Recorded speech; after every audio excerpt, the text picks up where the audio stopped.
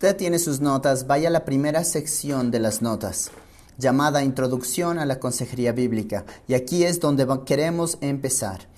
Una introducción a la consejería bíblica. Ahora, para poder ayudarle con esto, permítame durante este fin de semana compartir con usted un poco sobre cómo yo me involucré con la consejería bíblica. Porque cuando comparto esta historia, realmente ayuda a la gente a entender por qué digo lo que digo acerca de la consejería bíblica. Tiene que entender que cuando yo fui a la universidad hace varios años, yo no estaba enfocado en la consejería bíblica ni en enseñar consejería bíblica en absoluto. Ni siquiera sabía lo que era en ese tiempo.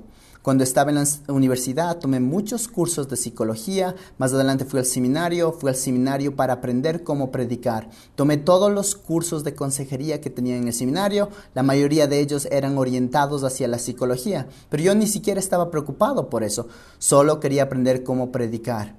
Es lo único que quería hacer. Así que comencé a tomar todos estos cursos con la meta de salir y trabajar en una iglesia y predicar desde el púlpito.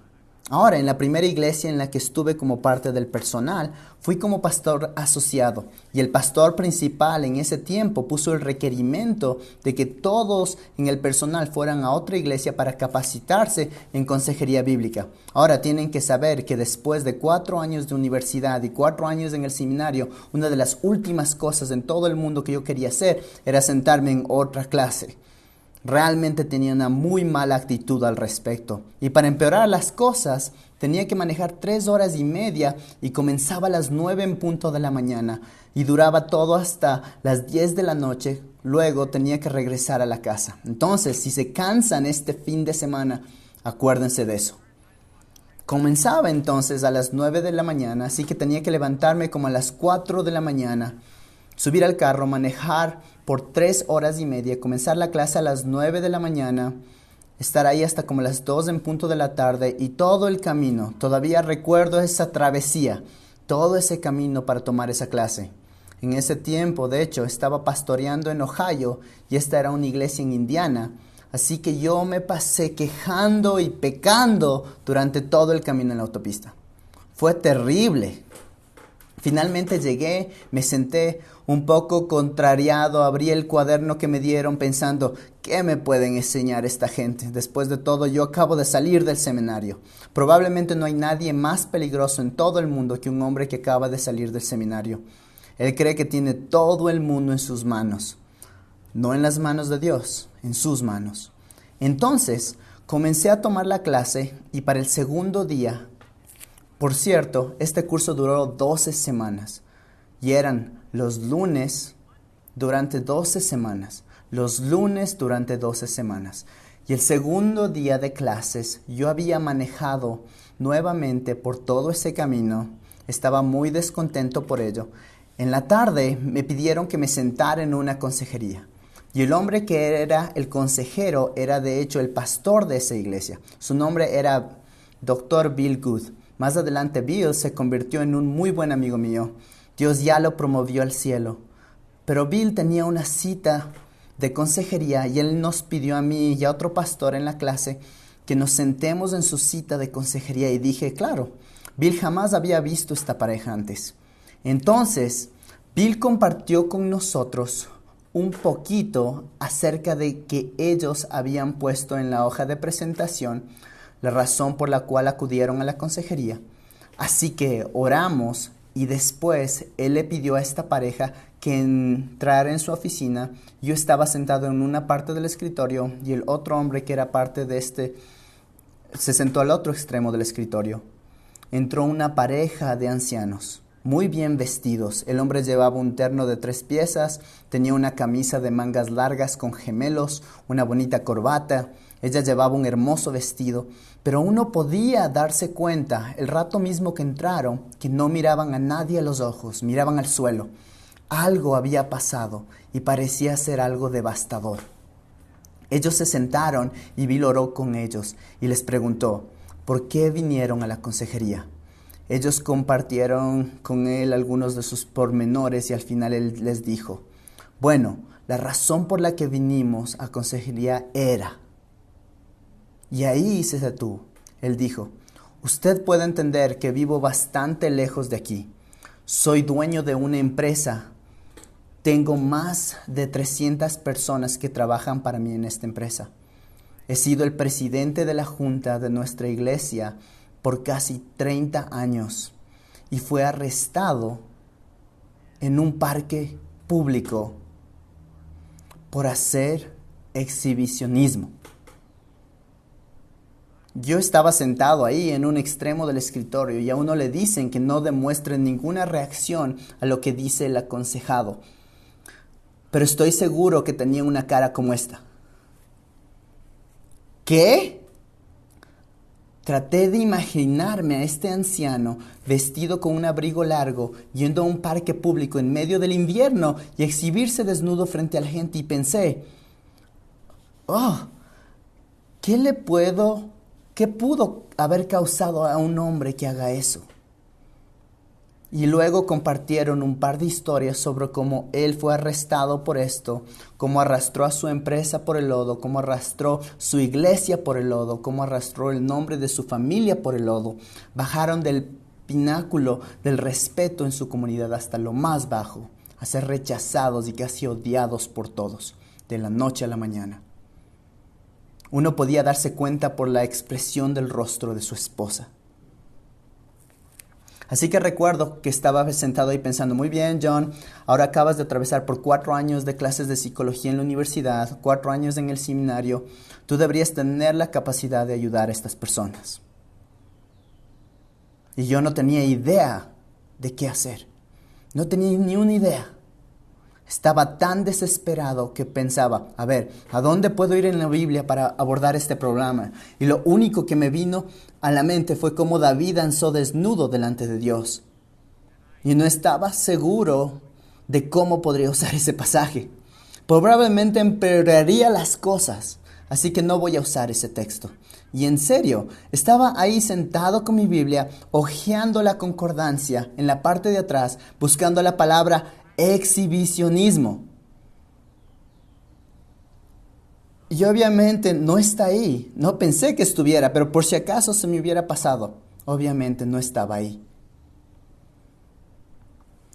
Y vi cómo Bill Good abrió su Biblia y comenzó a dirigirse al corazón de ese hombre. ¿Qué podría causar que él haga una cosa de esas? Y al mismo tiempo ministrarle esperanza a esa mujer. Y yo pensé, cielo santo, él sabe lo que está hablando. Él sabe de lo que está hablando. A mí me enseñaron mucha buena teología en el seminario. Cuando me gradué del seminario recibí el premio en hebreo. Y quería que yo regresara para hacer mi doctorado en hebreo, pero yo estaba más interesado en trabajar en un ministerio pastoral. Así que yo sabía hebreo. Podría hacer un análisis de verbos griegos, podría hacer un análisis de verbos hebreos, podía traducir del Antiguo Testamento y del Nuevo Testamento, pero no podía ayudar a la gente. Y me di cuenta de que no podía ayudar. Tomé todas estas clases de psicología y lo único que me ocurría era, quizás la autoestima de este hombre es tan baja que necesita que se la levanten. Yo estaba totalmente equivocado. Eso es lo que me habían enseñado en mis clases de psicología, pero era algo totalmente equivocado. Y esa noche, en el viaje de 3 horas y media hasta mi casa, tuve un largo tiempo, esta vez de confesión, durante todo el camino a casa en la autopista. Llegué a casa y mi esposa acababa de acostarse, los niños estaban ya dormidos. Mi esposa ya se había acostado y estaba medio dormida. Así que me fui al otro lado de la cama, me puse de rodillas junto a la cama y a causa de todo mi orgullo y arrogancia, porque no quería tomar esta clase, le dije, cariño, soy un esposo terrible, soy un padre terrible, soy un pastor terrible, ¿podrías perdonarme? Nunca lo olvidaré. Ella se frotó los ojos, me miró y dijo, no sé lo que haces en esa clase, pero me gusta.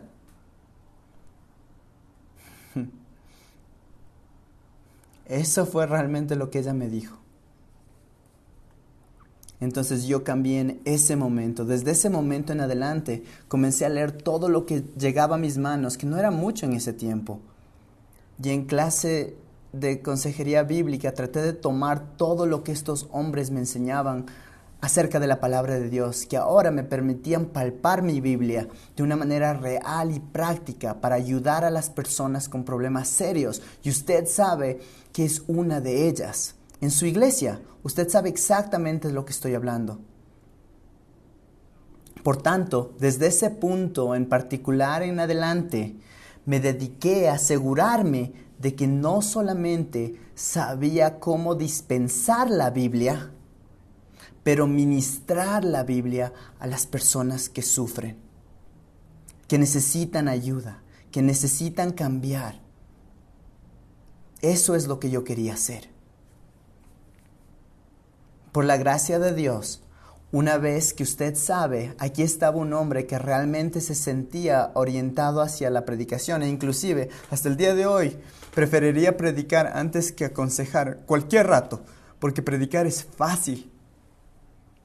Me refiero a que usted puede sentarse, estudiar una semana, arreglar las cosas como quiera, darle una estructura y presentarlo. Y muy rara vez alguien va a decir, se va a levantar y va a decir, tengo una objeción.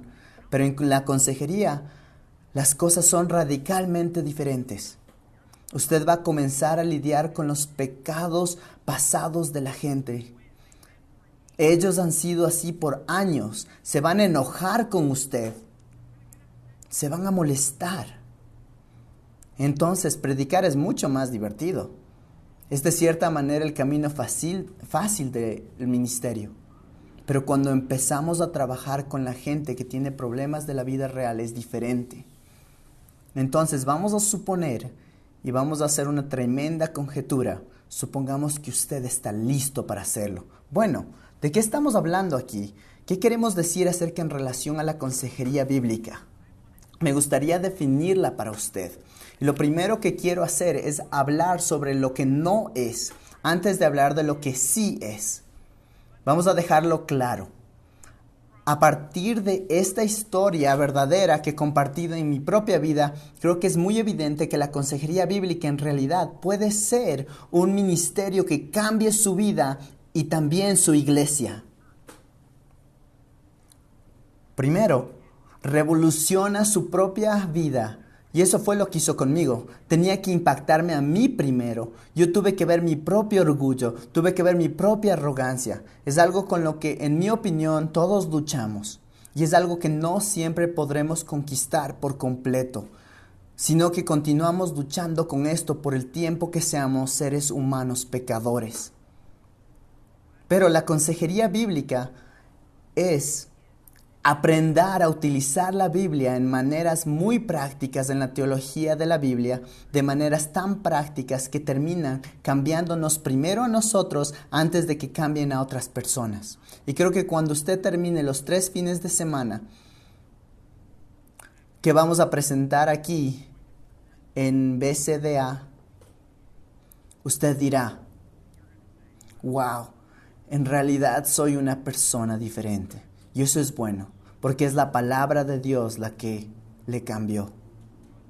Entonces, para comenzar, lo que me gustaría hacer es asegurarme de que estamos hablando de lo mismo, porque hay muchos ministerios por ahí que afirman que usan consejería bíblica. Eso es lo que afirman. Y en nuestros días hay muchas definiciones de lo que es la consejería bíblica. No debería haber, pero hay distintos puntos de vista sobre lo que es la consejería bíblica. Y por supuesto, lo importante es lo que dice la Biblia que es, ¿verdad? Lo que dice la Biblia que se convierte en su autoridad. Vamos a dar por sentado que usted conoce a Jesucristo como su Señor y Salvador, que usted se ha entregado a Él como su esclavo. Vamos a dar eso por sentado. Pero más allá de eso, más allá de esa conjetura, vamos a dar por sentado que usted quiere obedecer las Escrituras, especialmente en esta área de ayudar a la gente. Entonces, ¿qué no es la consejería bíblica? Estamos interesados en lo que no es. Lo primero que no es un ministerio autónomo. Eso no es lo que estamos promoviendo. No estamos promoviendo el establecimiento de algún centro independiente para consejería. No es un ministerio autónomo que de alguna manera está aislado de la iglesia local o independientemente de una iglesia local. De ninguna manera. Eso no encontramos en ningún lugar del Nuevo Testamento. Es una visión secular. No estamos hablando de establecer clínicas independientes en nuestra región. No estamos hablando de eso. Así es como la gente secular trata con este asunto. Incluso esa es la manera en que muchos cristianos tratan de lidiar con este asunto. Establecen una clínica independiente de la iglesia local. Ahora, la iglesia en realidad es el instrumento ordenado por Dios que Él ha decidido para usar para realmente efectuar un cambio en la vida de la gente por la predicación del evangelio en el avance de su reino. Por lo tanto, no estamos hablando de un centro independiente, porque cuando tú vas a uno de ellos, entonces surgen un montón de problemas. Por ejemplo, no existe rendición de cuentas en esos centros independientes. ¿A quién rinden cuentas? Bueno, puede que usted me diga que le rinden cuentas al gobierno que les da la licencia. ¿Me permite sugerirle que eso en realidad hace que ya no tengan credibilidad? Porque para obtener esa licencia tienen que firmar y asentir que enseñarán como el Estado dice que tienen que enseñar. Esa es una estrategia posmoderna. Entonces, si un hinduista entra al centro, en lugar de buscar la salvación de ese hinduista, usted debe aconsejarle a un hinduista basado en lo que él acepta como buena consejería. Si llegaría un ateo, usted tendría que hacer lo mismo. Violar esa manera de hacer las cosas sería violar las ideas posmodernas.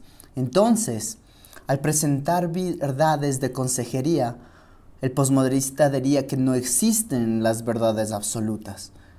Entonces, no existe rendición de cuentas, se pone en peligro la doctrina. ¿Quién supervisará la clase de consejos que se dan? En ocasiones, el área financiera entra en una situación comprometedora. Se paga mucho dinero para recibir atención en las clínicas independientes, dinero que debería ser invertido, entregado en primer lugar y sobre todo a la iglesia para poder extender el evangelio de nuestro Señor Jesucristo. Por tanto, hay un peligro.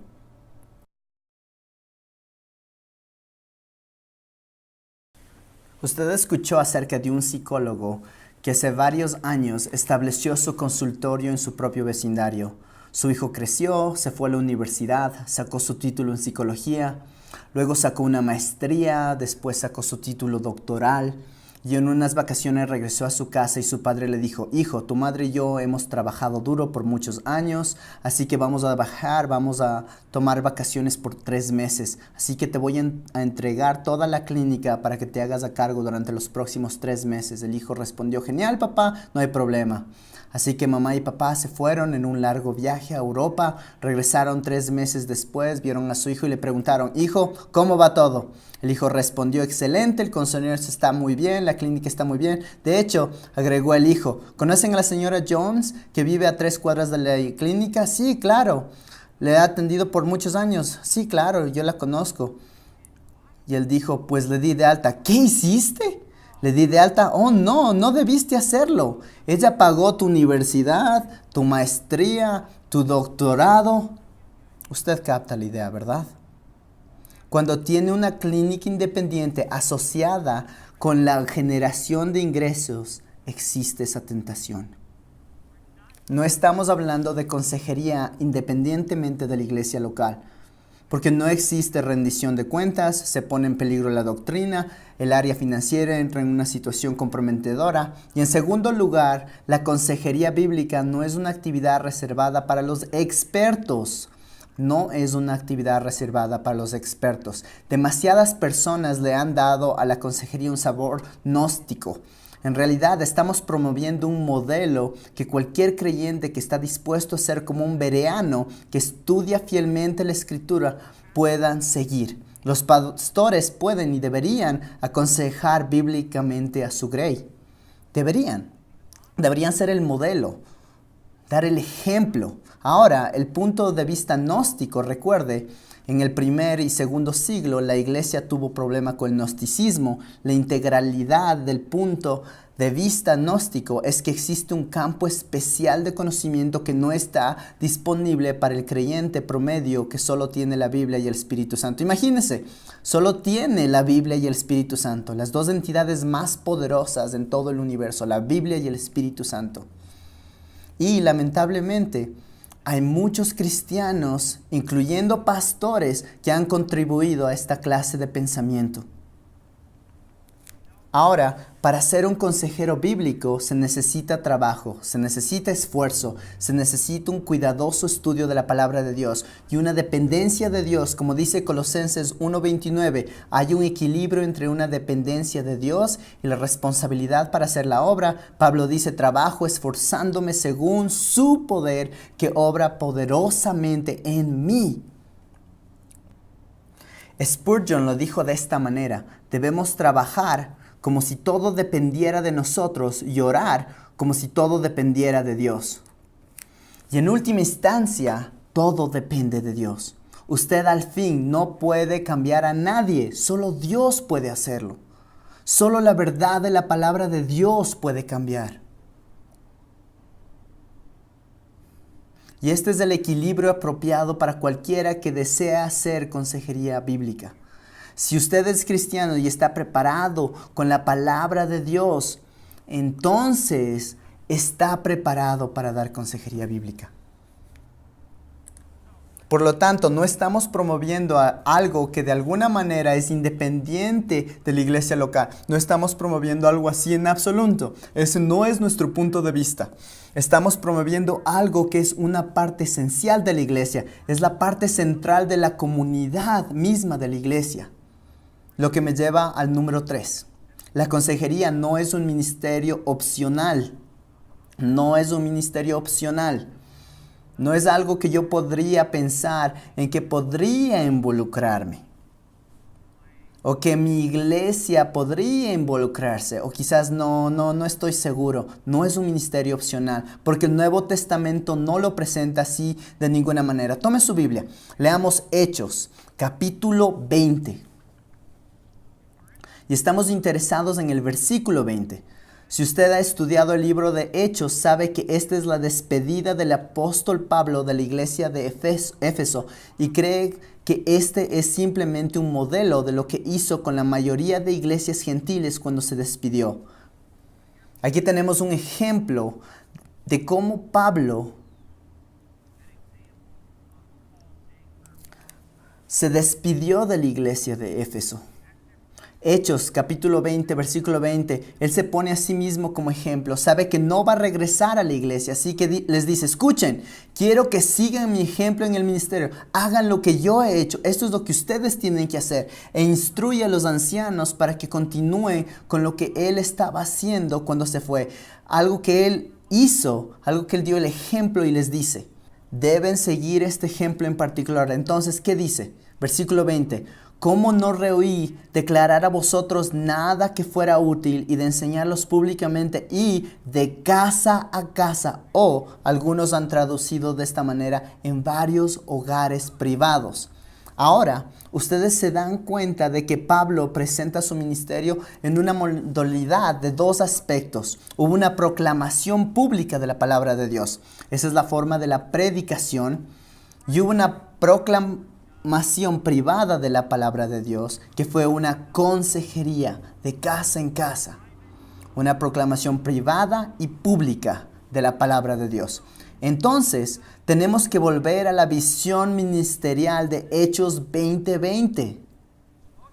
La mayor parte del tiempo el ministerio de la palabra de Dios es visto solamente como el ministerio público de la palabra de Dios, no como el ministerio privado de la palabra de Dios. De hecho, miren lo que dice el versículo 31. Él dice en el versículo 31, por tanto, estad alerta, les dice a estos ancianos, recordando que por 3 años de noche y de día no cesé de amonestar a cada uno con lágrimas. Ahora la palabra amonestar es del término griego neutateo.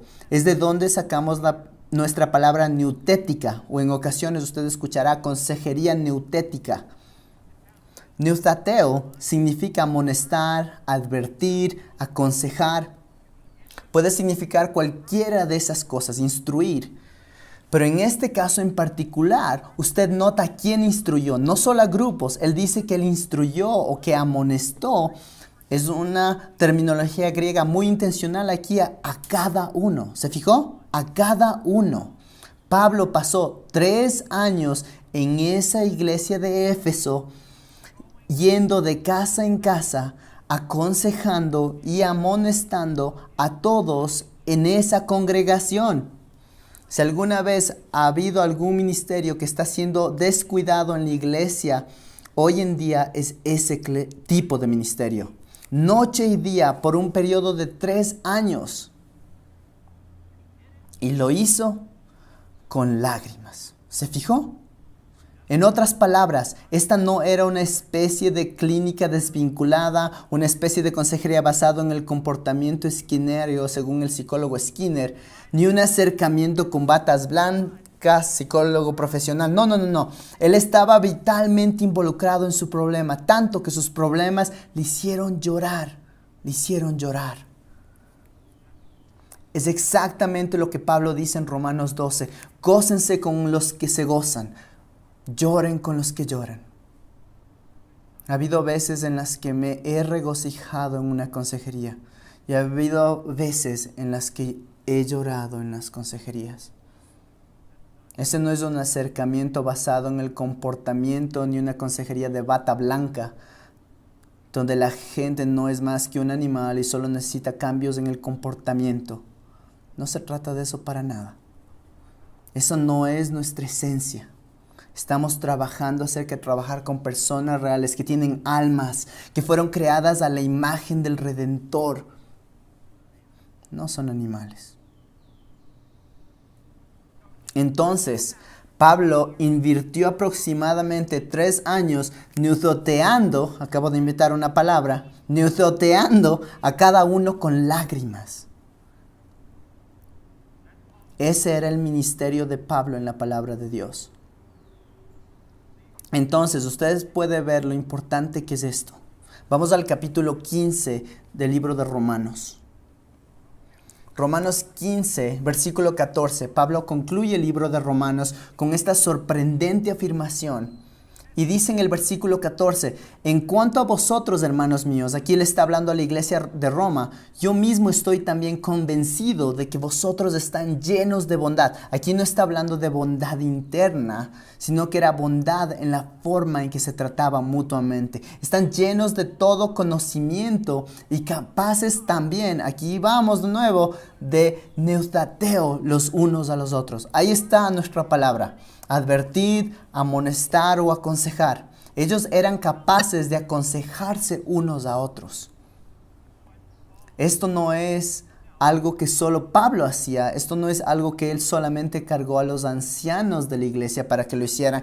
Él se dirige a toda la iglesia aquí. Él está diciendo, los he capacitado, los líderes en su iglesia los han capacitado. Ahora ustedes tienen que ponerse manos a la obra y aconsejarse unos a otros con la palabra de Dios. Ministrando la palabra de Dios a las personas que sufren, que están en dolor en la iglesia. Ahora vamos a Colosenses 1:28, lo vamos a ver en la pantalla. Colosenses 1:28, aquí nuevamente Pablo habla de su propio ministerio personal y establece su ministerio como un modelo a seguir.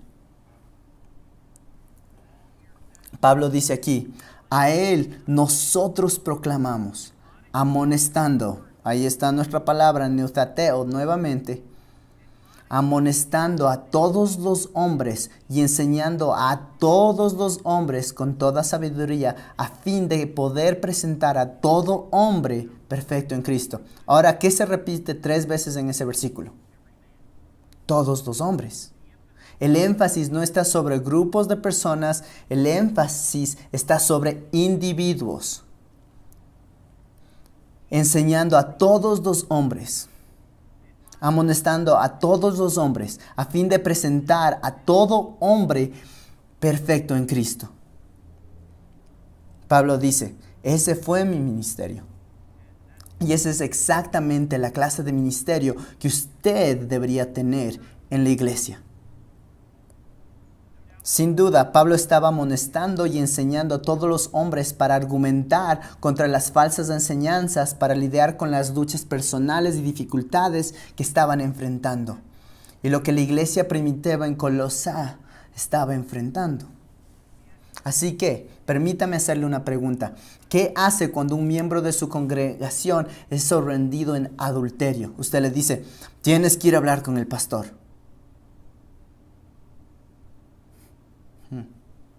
O tienes ataques de ira. Recuerdo que teníamos a un hombre en nuestra iglesia que era un carpintero hace varios años. Él nunca golpeó a su esposa ni a sus hijos, pero si usted se fijaba en todas las puertas al interior de su casa, todas tenían huecos. Eran puertas en el centro vacío. Él se enojaba y se desquitaba con la puerta. ¡Boom! Hueco en la puerta. Recuerdo que una vez en consejería le dije, Gary, tú sabes, Jesús dijo, yo soy la puerta.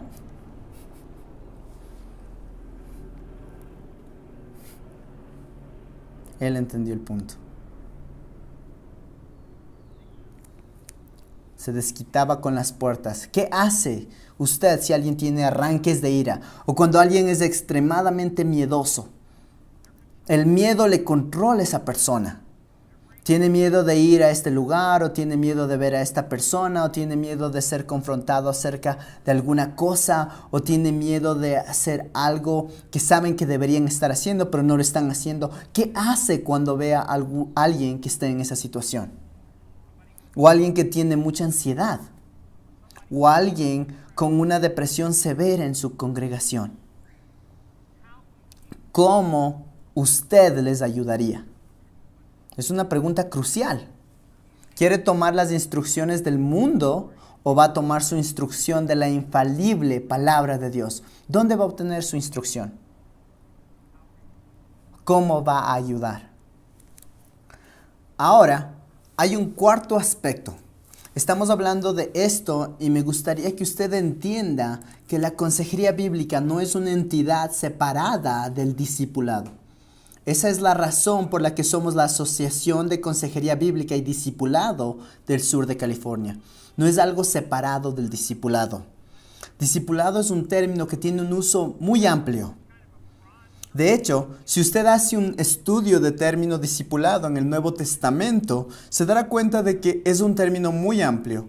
Describe de toda clase de enseñanza que se llevaba a cabo en la iglesia primitiva, el aprendizaje y el ser ejemplo de ciertas verdades en el discipulado. A menudo cuando una persona se convierte a Cristo, entra en una clase de fundamentos de la fe o una clase de discipulado para enseñarles algunas de las bases y de los fundamentos de la fe. La consejería es una subcategoría del discipulado. Es un discipulado bien enfocado. En otras palabras, la consejería realmente se enfoca en problemas específicos que tiene la gente.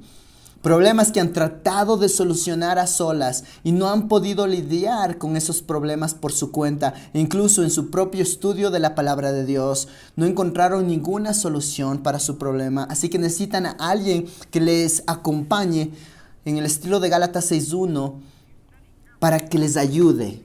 Si usted estudia con cuidado, verá que esto fue exactamente lo que ocurrió en la iglesia primitiva. Pablo se pone como una buena ilustración de esto. Él los guió hacia Cristo. Usted ve esto en 2 Corintios 5, versículo 18 al 21. Y luego los guió a la semejanza de Cristo, amándoles, exhortándoles, siendo un ejemplo para ellos, un modelo de justicia y santidad, enseñándoles, reproduciéndolos, discipulándolos cuando fuera necesario. Todas esas cosas se incluyen. Estamos hablando acerca de seguir ese modelo. Cuando la gente necesita discipulado en un sentido muy amplio, les damos discipulado. Cuando necesitan consejería para enfocarse en luchas específicas que tienen, la depresión, la ansiedad o las relaciones interpersonales, luchas en su matrimonio, luchas con la crianza de los hijos, nuevamente la fuente y nuestra autoridad es la infalible palabra de Dios. Esa es nuestra fuente. Ahí es donde vamos a acudir. Es lo que estamos buscando. Y luego diríamos lo siguiente, que la consejería bíblica no es una actividad insensible o indiferente. Usted no puede decirle a la gente, lea 2 versículos y llámeme en la mañana. Esa no es la forma de abordarlo. Ahora, Usted puede darse cuenta en el ejemplo de Pablo de cómo sus luchas y los problemas de sus vidas le conmovieron hasta las lágrimas. De modo similar, usted debe involucrarse tanto con aquellas personas. Ellos saben que usted está involucrado en sus vidas, que usted se preocupa por ellos. Vamos a hablar más de esto conforme avanzamos. Usted se preocupa tanto por ellos que tanto sus problemas como sus alegrías le conmueven. Estamos preocupados de todo lo demás. Hace varios años, nunca lo voy a olvidar, un día estaba afuera visitando algunos hogares una noche. Llegué a casa, entré y usualmente la familia solía estar en la cocina a esas horas. Pero no estaban ahí y no sabía dónde estaban. Escuché algunos ruidos que provenían de la sala de la casa, así que caminé hacia allá. Y cuando fui a la sala estaban sentados en los sillones y todos lloraban. Cuando usted ve una escena de esas, instantáneamente le vienen mil cosas a la mente. Oh no, ocurrió alguna tragedia, alguien estuvo en un accidente, alguien murió de repente. Uno podía darse cuenta de que estaban angustiados. Cuando entré más allá en la sala para preguntarles qué estaban pasando, me di cuenta de que estaban viendo algo en la televisión y estaban viendo The Waltons. ¿Recuerdan el show The Waltons? Y este era un episodio que quizás usted recuerde. Era un episodio donde en realidad, en el episodio anterior, según me contaron, Mary Ellen acababa de casarse. Apenas se casó, enviaron a su esposo al ejército. Entonces ella no lo había visto por bastante tiempo. De repente llega el cartero a esa granja y golpea la puerta de la casa. María Ellen, tienes una carta. María Ellen viene corriendo desde el piso de arriba. Todos en la casa llegaron corriendo. Ella se da cuenta que tiene una estampilla militar, así que estaba muy emocionada. Rompe el sobre, comienza a leer de la carta y provenía del Departamento de Defensa para decirle que su esposo murió en Pearl Harbor. Y ellos estaban sentados ahí.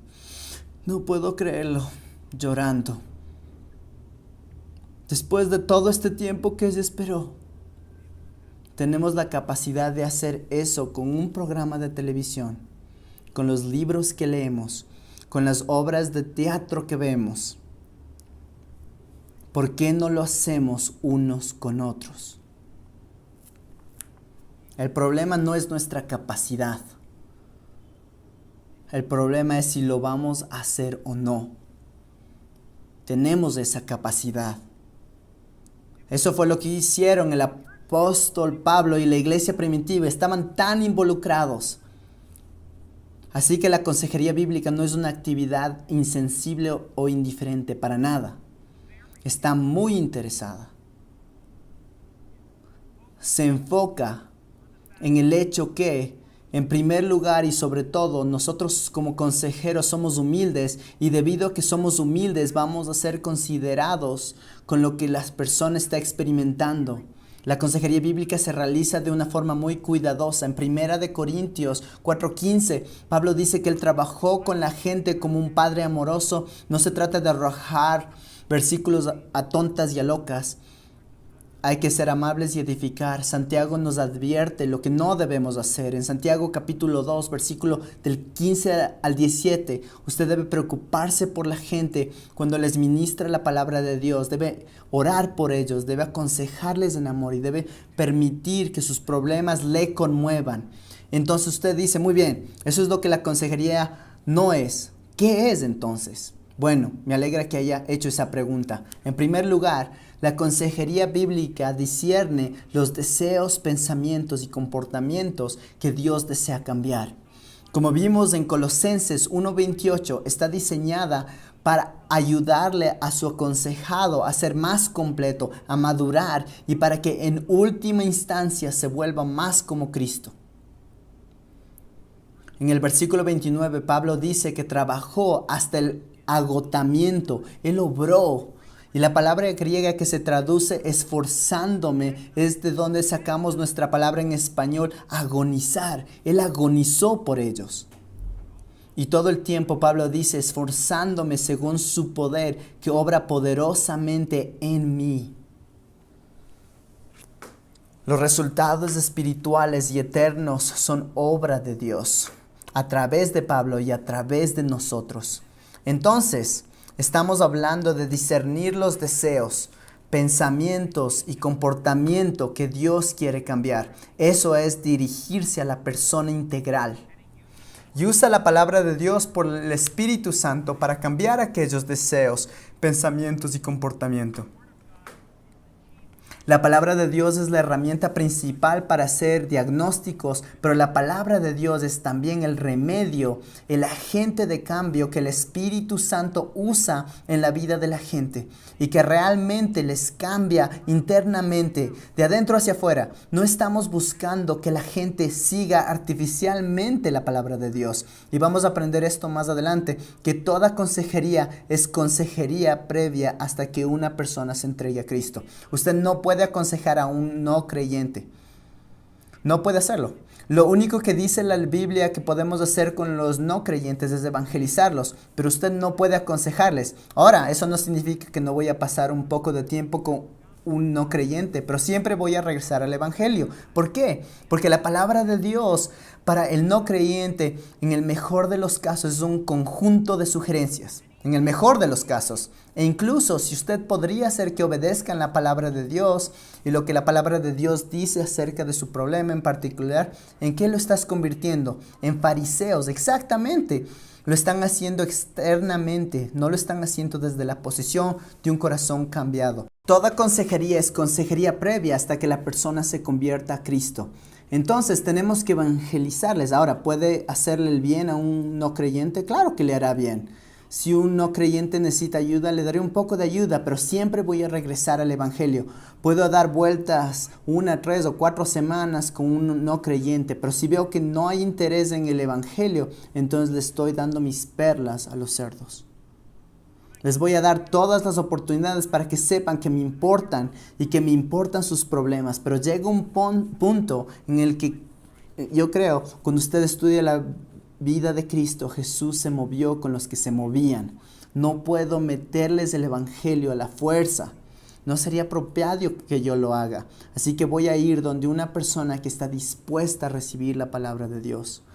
Por lo tanto, la consejería bíblica usa la palabra de Dios por el Espíritu Santo para cambiar esos deseos, pensamientos y comportamientos. En tercer lugar, la consejería bíblica busca la santificación del cristiano para que sean más parecidos a Cristo para la gloria de Dios.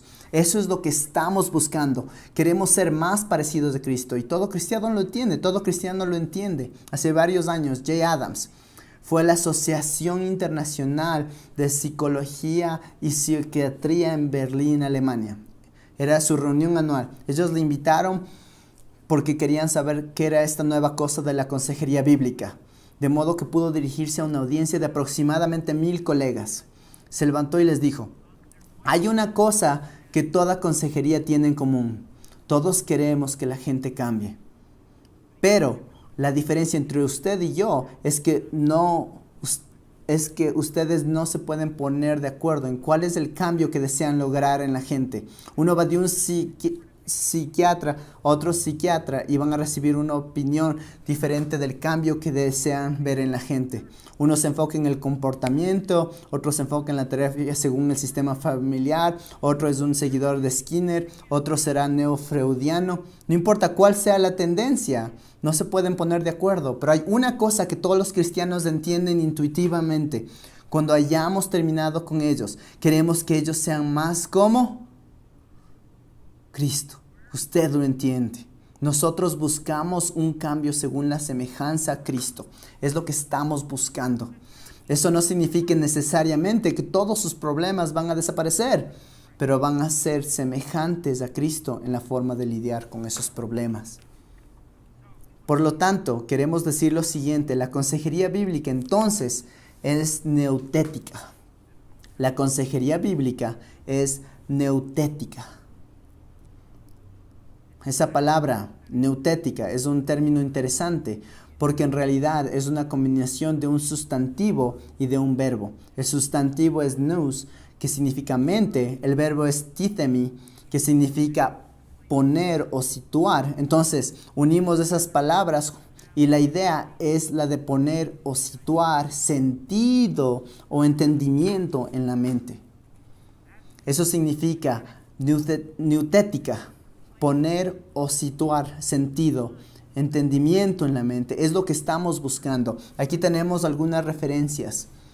Hechos capítulo 20, versículo 31, Romanos 15, 14, 1 Corintios 4, 14, Colosenses 1, 28, Colosenses 3, 16, 1 Tesalonicenses 5, 12, 1 Tesalonicenses 5, 14, 2 Tesalonicenses 3, 15. Usted puede ver cómo se traduce este término, la Reina Valera, la Biblia de las Américas, la Nueva Versión Internacional: amonestar, exhortar, instruir. La idea aquí es poner o situar sentido o entendimiento en la mente, es decir, un sentido bíblico, un entendimiento bíblico. Y la mente se convierte en el componente clave. Más adelante hablaremos de eso, porque la mente es la parte del ser humano que se convierte en el centro de control. En ocasiones la Biblia se refiere a esa mente como el corazón. Sé que cuando pensamos en el corazón pensamos en algo radicalmente diferente, pero el concepto bíblico o hebreo del corazón no es principalmente el de las emociones. El concepto hebreo del corazón es principalmente el que incluye los pensamientos, las expectativas, los propósitos que un hombre se hace en su corazón, como dice el libro de Proverbios. Tiene que ver con nuestra intencionalidad, tiene que ver con nuestros deseos como seres humanos, los propósitos, deseos y planes. ¿Cómo los lleva a cabo? Los lleva a cabo con el corazón, según lo dice la Biblia, que en el núcleo del concepto bíblico del corazón es la forma en que un hombre piensa acerca de su vida, el sentido que le da a su vida, su ambiente, sus circunstancias. Y esta es la razón por la que llamamos a la consejería bíblica neutética. Neutética. Poner o situar sentido o entendimiento en la mente. Ahora, me gustaría tener más tiempo con los grupos más grandes más adelante. Me gustaría poder sentarme con todos ustedes y conocer de dónde vienen, pero no puedo hacerlo. Pero hay una cosa en la que me gustaría que piensen mientras continúan con las próximas sesiones y durante los próximos meses. Me gustaría que piensen en esto. Mi práctica y mi idea del ministerio se conforman al modelo del Nuevo Testamento. Y si es así, ¿voy a estar dispuesto a ayudar a la gente? ¿Voy a estar dispuesto a entregarme a los individuos que sufren en mi iglesia, en mi congregación, para ayudarles con la palabra de Dios, mientras aprendo cómo usar la palabra de Dios, no solo para dispensarla, sino para ministrarla de formas muy prácticas a la gente que están sufriendo? Eso es lo que estamos buscando. Comencé con la historia de ese hombre que vino a consejería. Permítanme terminar aquí. Vi cómo Dios cambió radicalmente esa pareja. Y de hecho, al final de esa consejería, él pudo regresar a su iglesia, pudo regresar a su empresa, pudo volver a su familia y volver a su comunidad y realmente usar este problema como una oportunidad para admitir humildemente su error y su pecado y para hablar de cómo Jesucristo, a través de su gracia, cambió radicalmente sus deseos. Él usó la situación como una oportunidad para señalar la gloria del Señor Jesucristo en su poder transformador. Y eso también es lo que puede hacer la gente a la que usted le ministra la palabra de Dios. Eso es lo que esperamos que usted haga en el ministerio de la palabra de Dios. Así que es nuestro comienzo. Queremos empezar aquí.